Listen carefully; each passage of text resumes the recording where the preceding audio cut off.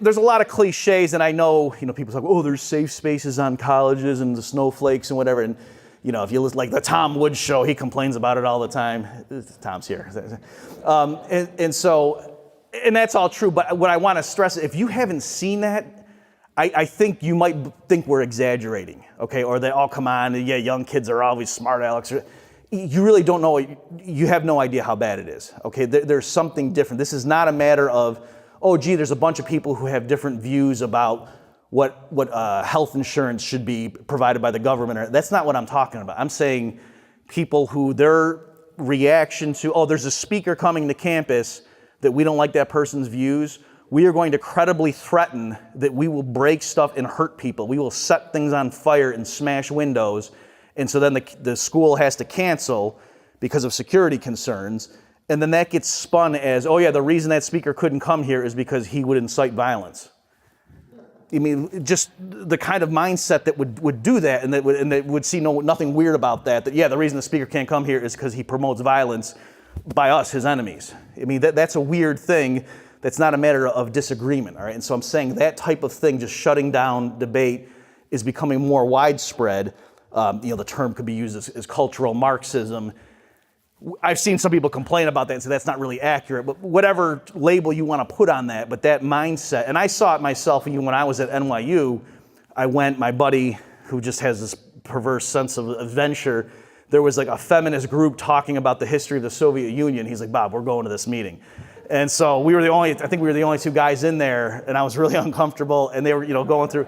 And so at the end, and I tried to very timidly, I said, hi, we're new here, this is our first meeting, and but your talk, you were mentioning how you were so proud of the fact that the women and the men were equal in the Soviet Union, during this famine period. But I mean, the women in the United States had food. So like, does that matter? And I said it something like that. And I know, like, right now I'm coming off as being sarcastic. I really was trying to just, like, I was curious, like, and the woman's face, she was like that. Like, I can't, it was like I had just told her that I was Napoleon. You know what I mean? Like, so she wouldn't try to convince me I wasn't. She wouldn't be like, show me some ID, because then I would say, I'm the king, I don't need ID, what are you talking about? But you see, that was the reaction she had. I was like, oh, you're one of those. Like one of the people who care about how much food people eat. Okay. But I mean, again, unless you've experienced it, it's really, so this is not something that's going to be settled by plebiscite and, oh, well, we're going to get, mobilize our people, we get enough petitions signed. I mean, you can't settle this, or they reject rational argument. Now, in their mind, they would think, that we do the same thing. So I'm not saying that we're better or something, but I'm just saying that communication with someone who has that mentality is not really an issue. This isn't just something like, oh, I don't like that person's politics. It's far more qualitative and comprehensive than that. And if you don't really know what I'm talking about, trust me, this is not simply a matter of, oh man, there's more Democrats on campus now than there used to be because they don't like Trump. That's not what I'm talking about. I'm saying this is a qualitative thing of, we need to silence opposition because these people are evil. People don't deserve to hear them. You can't have free speech when there's someone who espouses hatred. Right, or someone who's from the patriarchy should not be given a platform because that would stifle free speech. So that's why we're going to burn cars if this person comes and tries to talk. Right, that's the fullest expression of free speech, is through burning cars.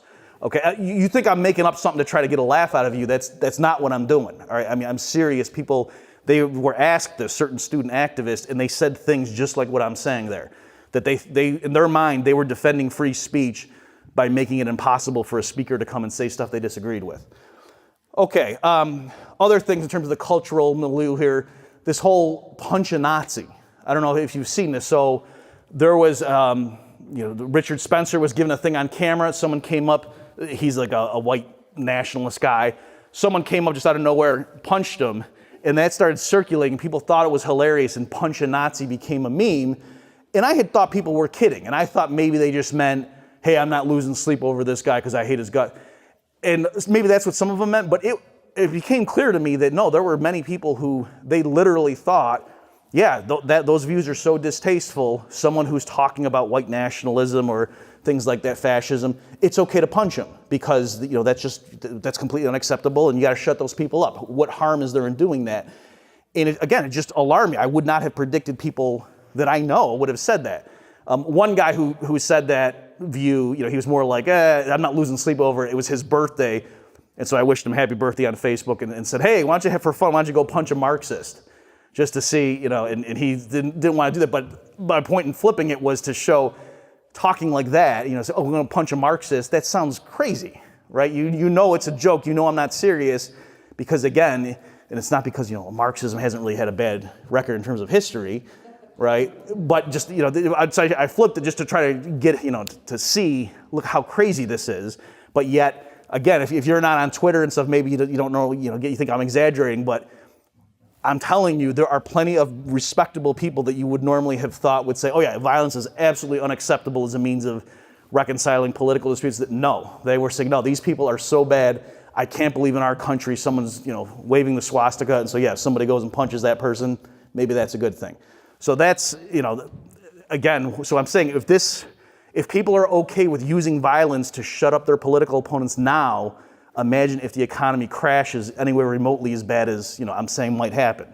That's what I'm trying to get across by this stuff, is to say if people right now are putting on the table violence is okay, or we're going to look the other way when Antifa smashes windows and whatever, because that Ann Coulter, she says some horrible things, so yeah, maybe I wouldn't go and smash windows, but I could see why those kids would do that.